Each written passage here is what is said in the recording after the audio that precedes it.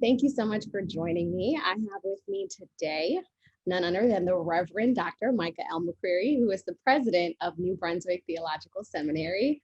Hello, Dr. Micah, or sorry, Dr. McCreary. How are you doing today? I am well, Pastor Heaven. How are you? Good. It's been a while. I'm not gonna lie. It's been a while. Then I called you Dr. McCreary because of the fact that the last time I did that, you were a professor. I mean, I was your student a little over 10 years ago, and now you are doing some amazing work, just really shifting the theological space and just really training our faith leaders for tomorrow. And so I'm really excited to be engaging in this conversation with you this afternoon. The honor is mine. And it's been the job of a lifetime. It's like everything I did kind of led up to here and to now. And so it's good to be here. And it's good to talk with you about it. Awesome. Yeah. So I'm going to kick us off, and I'm actually going to talk a little bit about something specific related to our community. And that's kind of really, we've been hearing a lot as this pandemic has been going on, the conversation around trustworthiness of our healthcare system. And it really, it plagues our community, and it rightfully so. People often talk about it, and, they kind of glance over the historical trauma, right? Trauma is a real thing for our community. And so I really kind of want you to delve in more about how can faith leaders serve as a voice by understanding and addressing the historical trauma and being able to lean into that and understand these are the types of conversations we have to have with our community. But it could be from a place of empathy and love, understanding the trauma that we experienced previously, but also currently within our healthcare system. Yeah. Well, one of the words I love to use when I think about these things is Sankofa. And of course, the meaning we always think about is that it's return to the past to get things that are lost, to bring them to the future. But when you think on the word and the meaning even deeper, it really means understanding deep time and feeling deep time to actually look at the past situations, the present situations, and the future simultaneously. And that's what most folk can't do. And what a leader has to do is be able to do that kind of deep time thinking, where I can recognize what happened to us in the past, what are the needs in the present, and what are the desires and the needs moving forward into the future. And when you do it that way, you understand some of the things. I mean, I don't know whether it's reading the Shadow Network and understanding the whole organization of the conservative movement to where it is today. I mean, there's history, there's data for how purposefully they put in place pieces to misuse the system to get what they want. But when I understand that, and I understand that this was really built on the backs of people of color while this was happening here, and we stand here with no rights to vote very long, but they're going to try to mess with that as well. And then I can understand, okay, now how they actually politicize something like the COVID vaccine and mask so that it will give them something to push against, because they're always demonizing people in order to give themselves a reason to be relevant. It's like the triangulation again. If I make myself a victim, I've got to make someone else the persecutor in order for there to be a savior. And so the savior becomes the conservative party, and each person gets abused in order to then make somebody else the abuser. So all that happens, and what you do is you get people who are dying. I mean, it's amazing. 450 plus police died last year. 300 of them were due to COVID, not being killed on the streets. And so I'm like, why are you all not masking? Why are you all not vaccinating? And you're the ones dying. And personally, I'm like, believe me, when I say do the vaccine, do the booster, it's not just because I want to stay alive myself, but I want you to stay alive. If no one believes that, I can also tell you my family contracted COVID over the Christmas break. I'm thankful we were boosted because we were mildly sick, but we're here today, And that's the story of all this stuff, is that we were sick, but we're here today. And so how do we take this stuff here and recognize, we may be sick, but we're here today. And that's what's going to move us on to tomorrow, I love that phrase. We're sick, but we're here today. As opposed to just having these conversations, these very direct conversations. One, it's about community, addressing all of those things, right? You just mentioned Sankofa. But it's really understanding where we were and where we are. And like you just said, where do we want to go? And what we forget in the community is that we're always looking for somebody else outside the community to help us fix the problems when the fix is in us. And that's what I think faith believers can and faith leaders can bring to this discussion, is that we have the strength and the wherewithal to fix it. Somebody told me back in '86, start saving now for your brother, because whenever he gets released, I didn't think he'd be in 40 years. I thought it would be 10 years. But whenever he gets released, he's going to need some help. I listened and I applied it and I did it. And so, using my resources that way is a way where people can understand and feel. I think that's where when you really find faith leaders who are integritous, those are the kind of stories they should have. And I think what Bell Hooks talks about this. I think we need to look at the narratives of those who lead us, because if they can't tell you a narrative like that, then you need to question where they are, because they may be an interrogating other rather than participating with you, and that's the difference there, in leadership. So I know that's a tangent, but that's just, that for leaders, we just can't play games with it. You got to live it and walk it and be willing to die for it. There can be no resurrection unless there's death, and everybody wants to be resurrected. Everybody wants to be the superstar, but no one wants to go through the cross, and it's the cross. It's my brother has made me stronger, going through that and dealing with that and many of the other traumas. And that's the thing about a trauma, is that, a person can make it through a trauma if you can walk with them through a trauma. I tell people all the time, the 23rd Psalm says, yea, though we walk through the valley. And so my gift is to walk through that valley with people, because I've been through the valley myself, Well, we have been walking through a very intense valley over the last couple of years. And just said, it's the uniqueness of these particular faith leaders, right, that are able to walk with the people, which means you have to live and lean into all the experiences. And we'll kind of delve into that a little bit more about the impact that has had on faith leaders as well, right? To lean into and be it, which you mentioned is the idea of, carrying the cross, right? So I want to kind of talk a little more about the faith institutions. And so we know that oftentimes faith institutions, right, are the spiritual health of communities, for our community. How are we supposed to, right now in this current moment where church is ever evolving, faith institutions are ever evolving, how do we maintain, or do we, let me ask this question, because that might also be the question, is how do we maintain the essence of these faith institutions while this world and this space is currently evolving and the church is evolving? Yeah, I think it varies by institutions. And I want to say this. So let me speak about the one that I'm blessed to be president of. When I came and did my Sankofa here, I listened to faculty and we came up with the phrase, think critically, act justly, lead faithfully, from listening to them, because being the oldest Protestant seminary in the United States of America, but yet one that's not well known, I'm like, what happened? And what I realized is that we may now be a minority serving institution with a historically white root, one that is founded in some of the best money was founded in slavery, and holding slaves. And so I'm looking at all of that. I'm like, okay, how do we think critically about that? How do we act justly with that? How do we lead faithfully with that? One example of one thing that we did, I found out that there was a gift given in 1814 to Rutgers University and New Brunswick Theological Seminary when it was one, before it split off, to keep us going, to bring students from Rutgers to New Brunswick. Well, when Rutgers split off to become its own institution in the 50s, the courts decided to give that fund to the General Synod, which is our mother agency. That money was about $250,000 at that time. It sat in the bank without much going on. I became president, realized that fund had grown to 1.2 million with not much being done. I said, okay, this fund came, researched it, found out the guy who gave the fund had slaves, and was a cranky old dude. And so I developed a program called Faith and Justice Fellows for the undergrad campus on Rutgers. And what will happen is that 3 students are selected annually to be involved with a domestic violence program in one of the churches, an immigrations program in another church, and then intercultural, interracial stuff here at the university. And they get seminars from us here at New Brunswick. They're paid for an internship while they're doing this. I'm doing it, of course, for the purpose that when they finish the internship, they might be interested in coming to seminary. But I drew down from this 1.2 million to do this program. Okay, program's going well. Students are now coming to the seminary. Undergrads are learning about it. But then I went to the courts with the mother agency and said, look, we are positioned to use this money effectively. Here's a program that I designed to do that.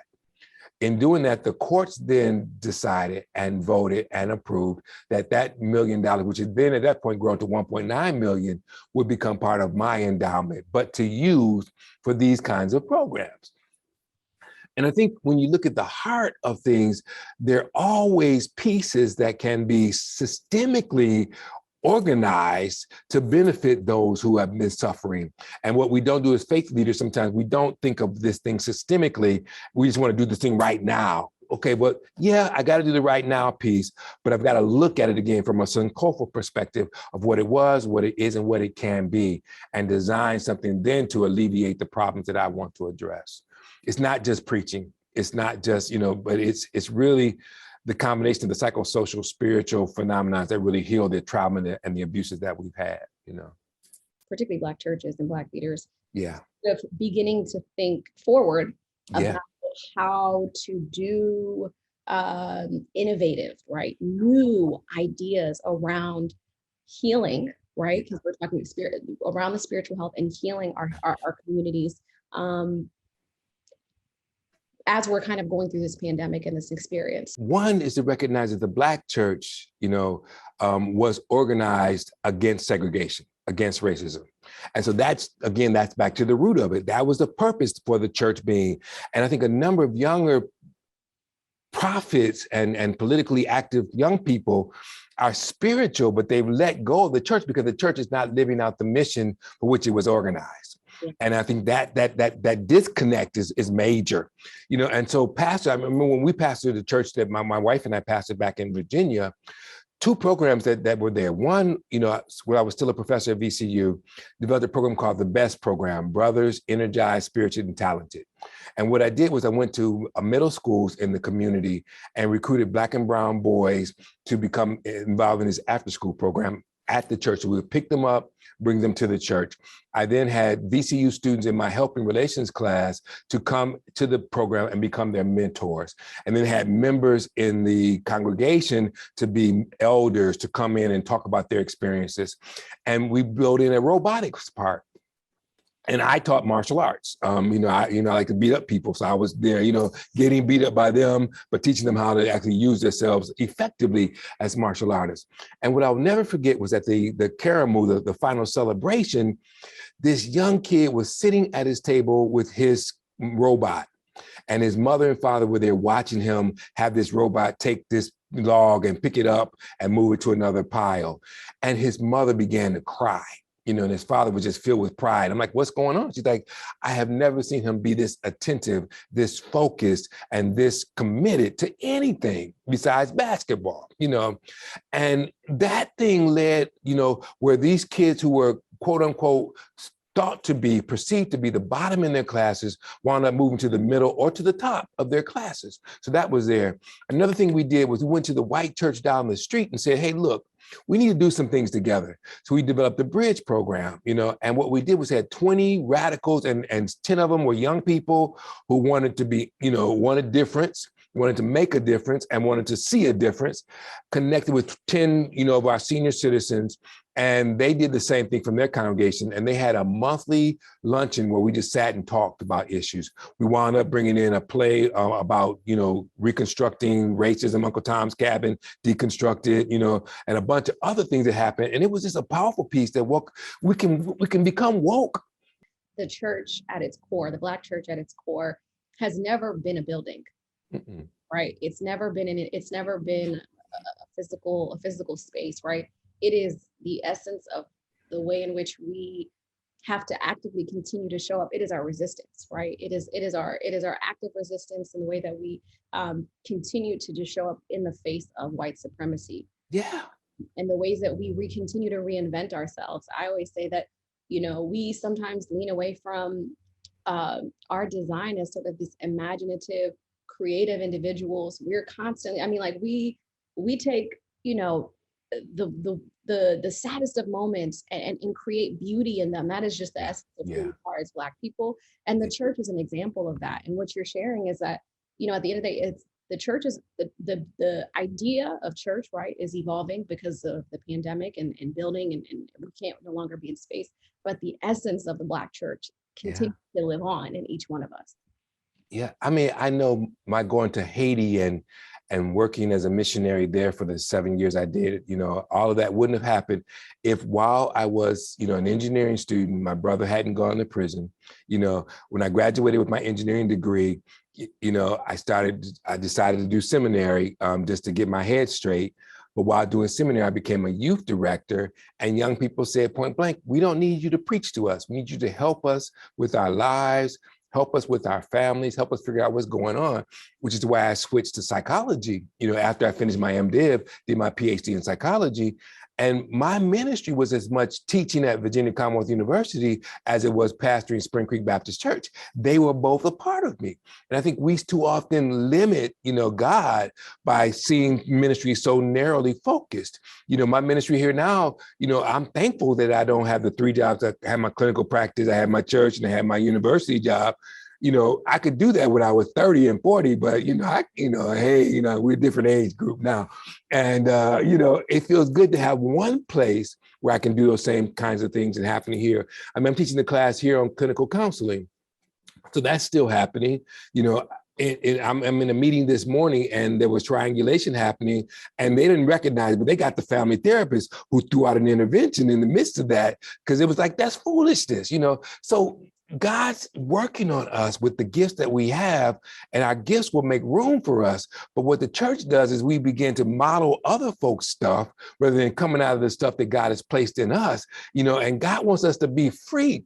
I never forget the model we did a ministry, my wife and I together, not as me as senior pastor and her as junior pastor, but as joint pastors. She had as much, if not more, authority than I did, and that thing took a broken, crippled church to being one that was exceedingly powerful, economically and what it did for the community and, employing people. I mean, it was a small business.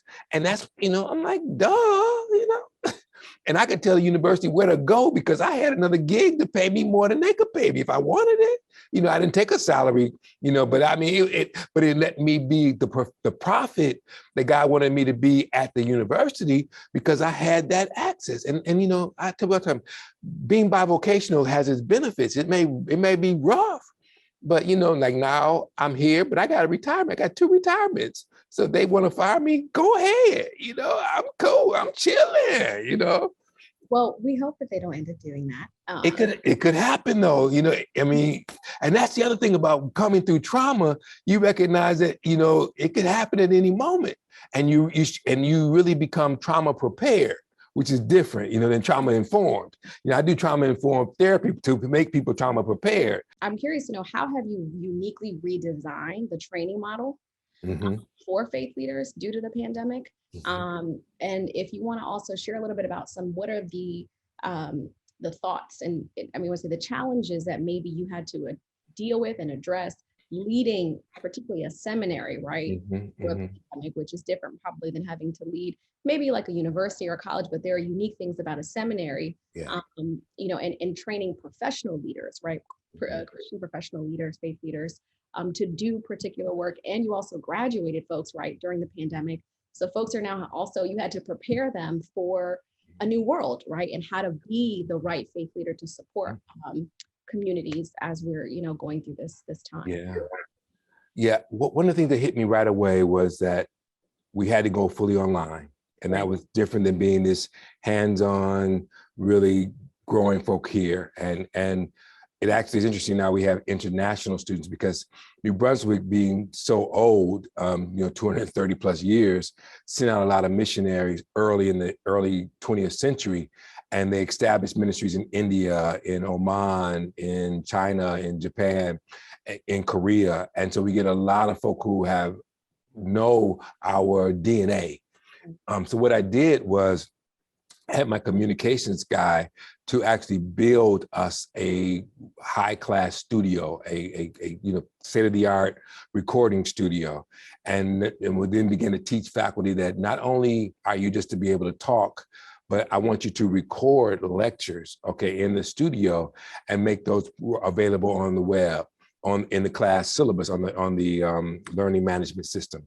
And what happens with that is that our students could then listen to the lecture driving a car, listen to the lecture at home, and it frees up class time to not lecture to folk, but to actually have conversation, to put them in the breakout groups, to deal with things that way.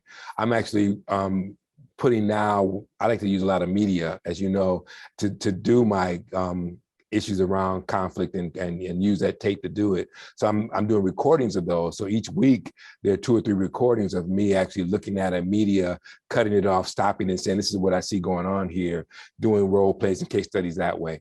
And so that was part of the response, because I think people don't recognize you can do online education, but if you're just doing a Zoom class, it's different. And so this moved to a different level. Another piece that I'm doing now is we have a master's in pastoral care and counseling and a doctorate in pastoral care and counseling, both strong programs. But what I've argued is that if you combine them as a master's DMin course or program, you can take a whole 60 hours there. If you make 45 of those hours clinical, you can then get licensed as a professional counselor. So a minister then who has a doctorate and a clinical license can do much more with a church, because they don't have to put the burden on the church. And so what we had to do was actually go through accreditation with Middle States Commission on Higher Education. So we already had the Association of Theological Schools education as a seminary. I'm like, but this is also kind of a higher ed piece to it. And so we're like a hybrid of a spiritual religious institution that is also higher education, as you were saying, and that's one of the things that we're doing there as well. And then established 2 new concentrations in the Doctor of Ministry program, one in transformational preaching, which really looks at how do you preach in a way to get folk to change. And so, I teach one of the classes, and I use the Crumb model of preaching, which looks at, people who are traumatized and messed up. How do you actually heal them through the sermons that you preach?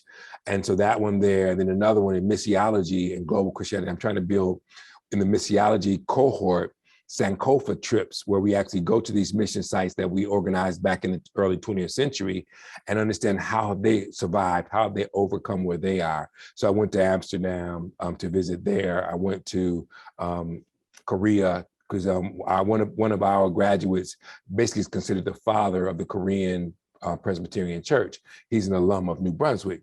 And so, that credibility allowed me to go in and do things and work over there as well. So just a lot of, again, I'm back to the same thing of looking at what was and how can that be now, and where will that move us into the future.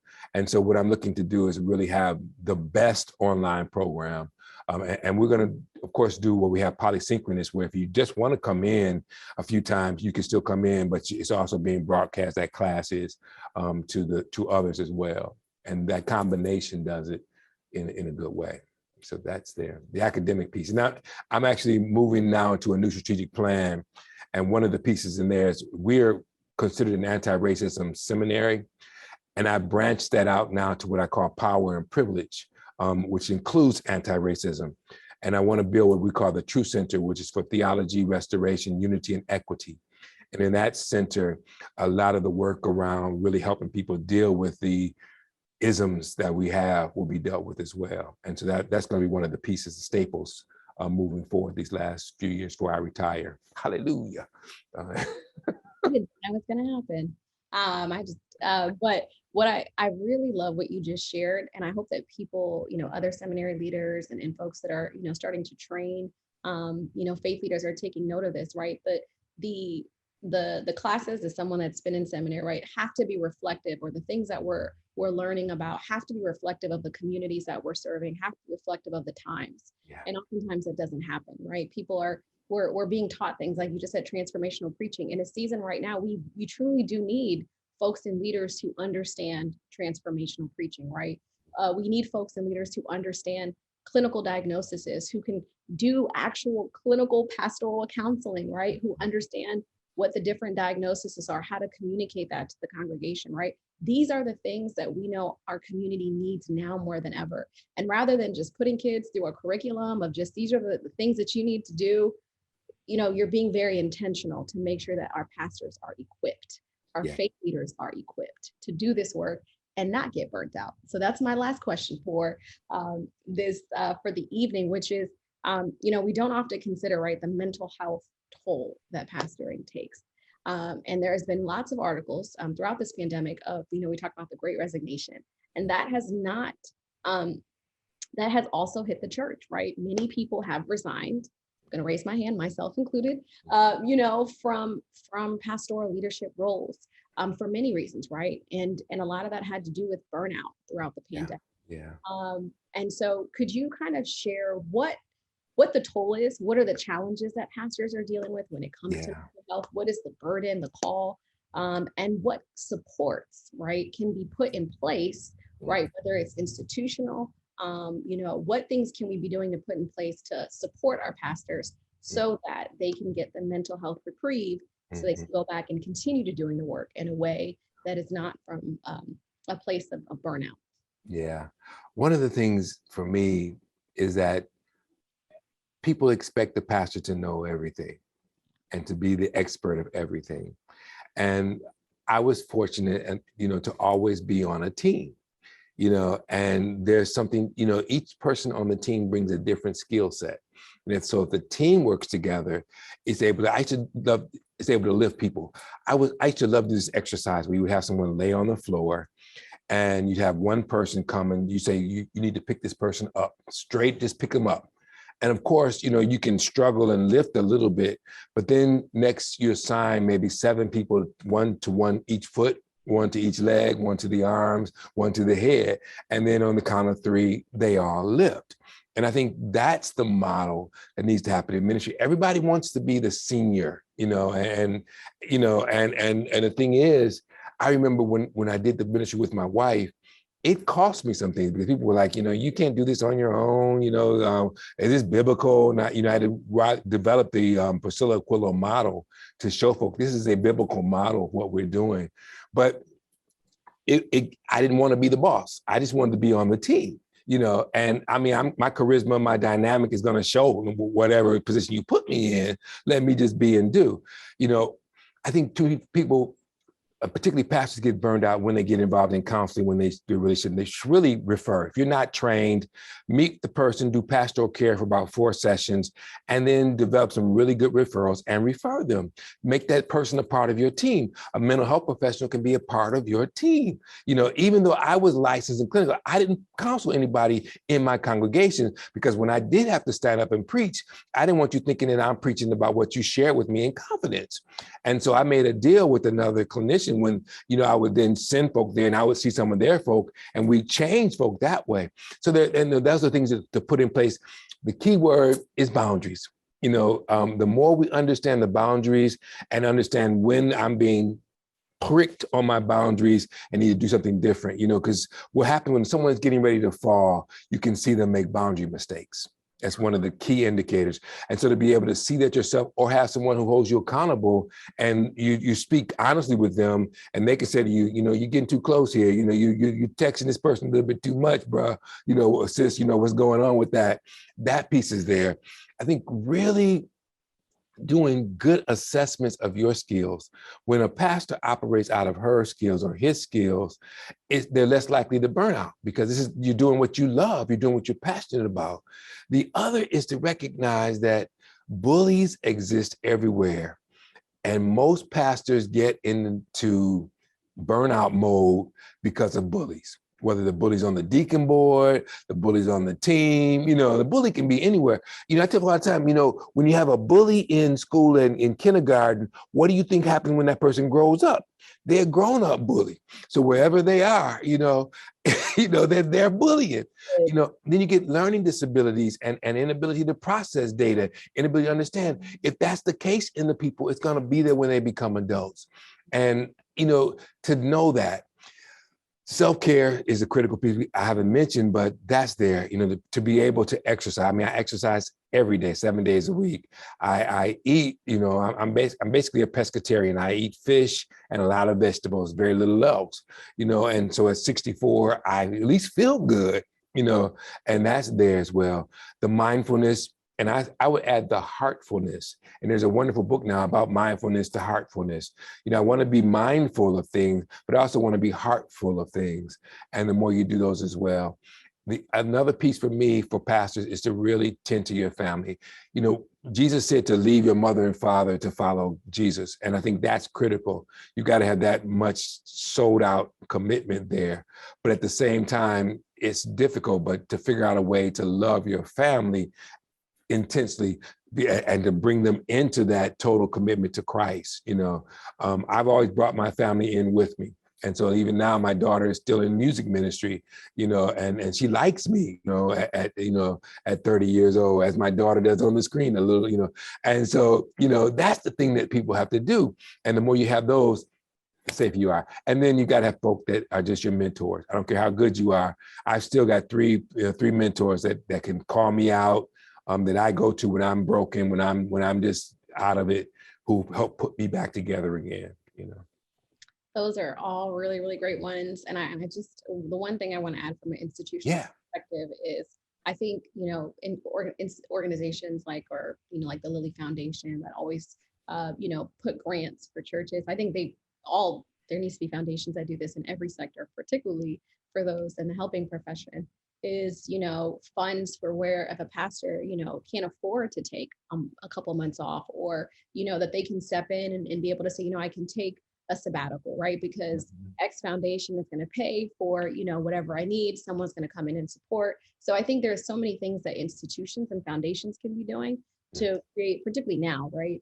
Ways for people to be able to get that reprieve and not have to, you know, have that burden of the financial responsibility. But, you know, boundaries are key. And I think that we really, we need to retrain our congregations to move away from a consumer model of the Black church. That is what church is right now. We have, Bell Hooks talks about that, you know, that our churches have adopted a consumer model. And I think that is and that's why our pastors are being burnt out. We're not a commodity. No. Right. And you're not coming every Sunday to take from me and still be the same person next week. Right. But it is our commitment and our call that calls that for us to do the work. Right. It is not this idea of this consumer model. So I think everything that you said is counter to that. And so if we think that, we'll be able to create a new model for church and pastor. And there may be needs. There are needs for mega churches, no doubt. But there's as much a need for the 25 people, 100 member church, you know. And that's the thing, is that to realize where is God calling you to, you know, and to really go there and do the work and to get the fulfillment from that which you're doing, you know, and stop comparing yourself to everybody else. Just be who God has made you to be, you know. Well, listen, I'm going to end on that note because I love that. Be who it is that God has called you to be in every facet.